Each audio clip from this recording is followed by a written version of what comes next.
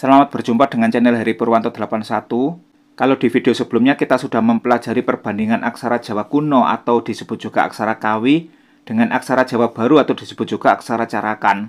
Maka dalam video ini saya akan mengajak teman-teman untuk belajar bersama bagaimana caranya supaya aksara ini bisa berbunyi I, berbunyi U, berbunyi E, O, dan sebagainya.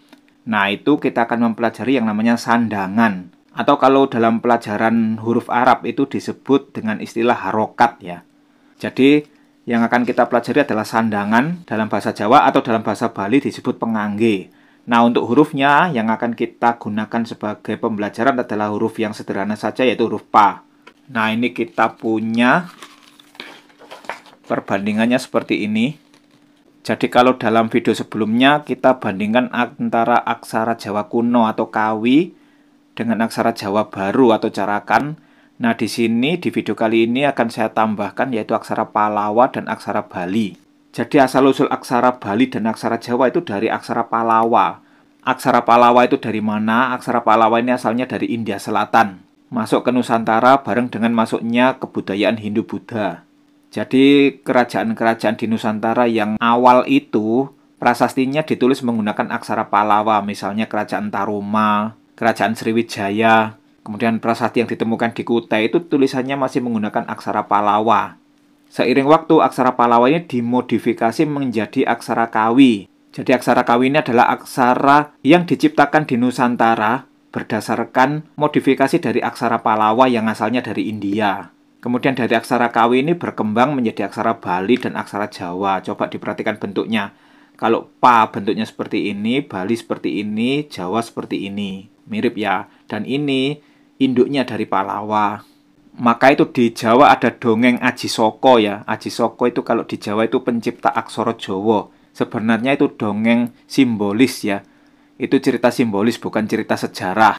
Jadi Aji Soko asalnya dari India, datang ke Jawa, menciptakan aksara Jawa. Padahal cerita yang asli, cerita yang sejarah itu asalnya dari Palawa, dimodifikasi menjadi Kawi, kemudian dari Kawi dimodifikasi menjadi aksara Bali dan aksara Jawa. Seperti itu ya teman-teman. Nah, aksara apa? Kalau Jawa, seperti ini ya, cara bacanya sudah kita pelajari kemarin. Kalau dialek Banyumasan dibaca Pa, kalau dialek Mataraman dibaca Po. Tapi di sini kita seragamkan pembacaannya adalah Pa. Kalau di Bali seperti ini bentuknya. Kemudian kalau aksara Kawi kemarin sudah kita pelajari bentuknya seperti ini. Dan Palawa seperti ini. Ini bacanya Pa, Pa, Pa, Pa. Nah, kalau yang bunyi panjang bagaimana? Yaitu Pa. Nah, itu diberi sandangan yang bentuknya seperti ini. Ini namanya sandangan tarung kalau bahasa Jawa. Nah, kalau bahasa Bali ini istilahnya pengangge. Penganggenya namanya tedung. Ini adalah modifikasi dari aksara Kawi. Kalau Kawi, tarungnya seperti ini bentuknya. Nah, ini asalnya dari aksara Palawa. Aksara Palawa kalau Pa biasa seperti ini. Kalau mau dipanjangkan Pa, diberi tarung. Tarungnya bentuknya seperti ini. Oke, selanjutnya. Kalau huruf Pa tadi, kita beri sandangan wulu seperti ini, maka dia akan berbunyi Pi. Kalau Jawa disebut wulu. Kalau Bali disebut ulu. Nah, bentuknya mirip ya. Nah, ini asalnya dari aksara Kawi. Aksara Kawi bentuknya wulunya seperti ini. Ini Pi, Pi, Pi, dan ini aksara Palawa. Wulunya bentuknya seperti ini ya. Nah, kalau yang bunyinya panjang, Pi. Nah, ini.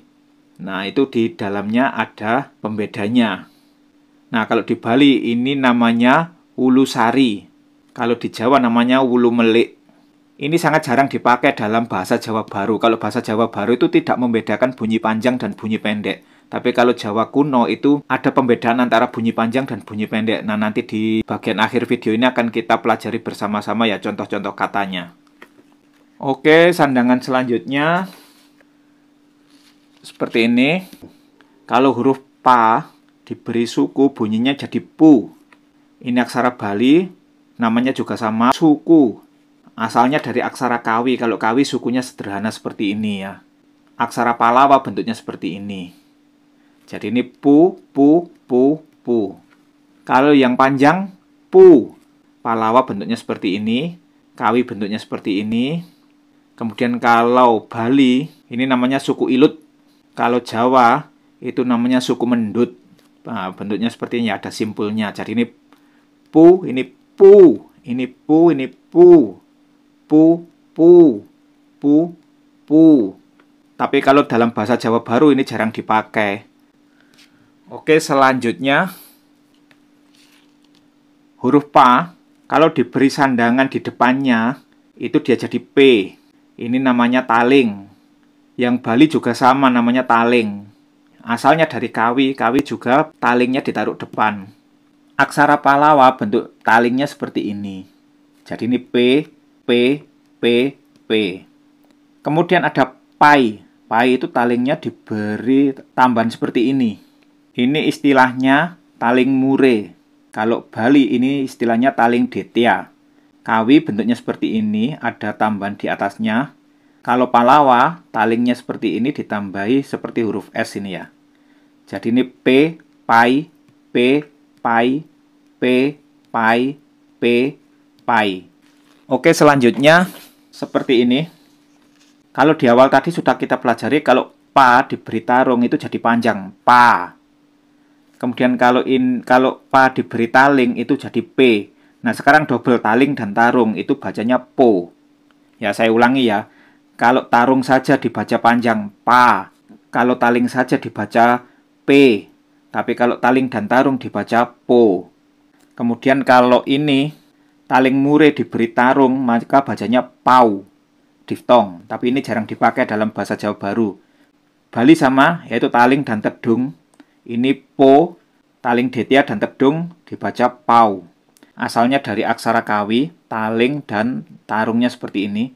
Ini po, dan ini yang diftong bacanya pau.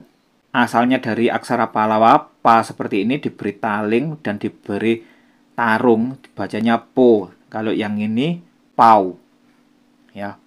Perbedaannya seperti ini ya. Po, pau, po, pau, po, pau, po, pau. Nah, untuk selanjutnya. Nah, sandangan selanjutnya ini namanya pepet. Bandingkan dengan yang tadi wulu, pa dikasih wulu jadi pi. Kalau ini pa dikasih pepet jadi pe. Beda dengan taling ya. Kalau taling dibaca p, kalau ini dibaca pe. Bali bentuknya sama, ini namanya juga pepet. Kalau kawi bentuknya seperti wulu, tapi diberi pembeda di dalamnya. Kalau ini pembedanya satu titik, kalau ini 2 titik. Jadi kalau ini pi, ini pe. Nah, kalau Pallawa tidak ada.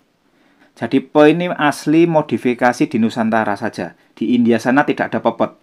Loh, nanti bagaimana cara menulis bunyi pe? Lah, nanti akan kita bahas di belakang ya. Kalau diftongnya adalah pou.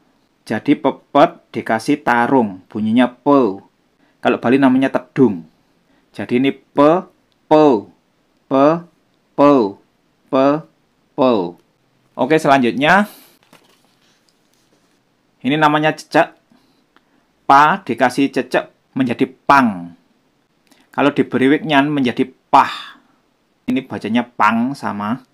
Kalau ini besah namanya pah. Sama ya. Ceceknya 1 di atas, ini pang. Kalau yang ini 2 di sebelah kanan, ini pah. Jadi hasilnya 2 gini ya, kemudian disambung, dipanjangkan jadinya seperti ini ya, modifikasinya. Nah, ini asalnya dari aksara Pallawa. Kalau Pallawa cuma 1 titik gini aja, pang.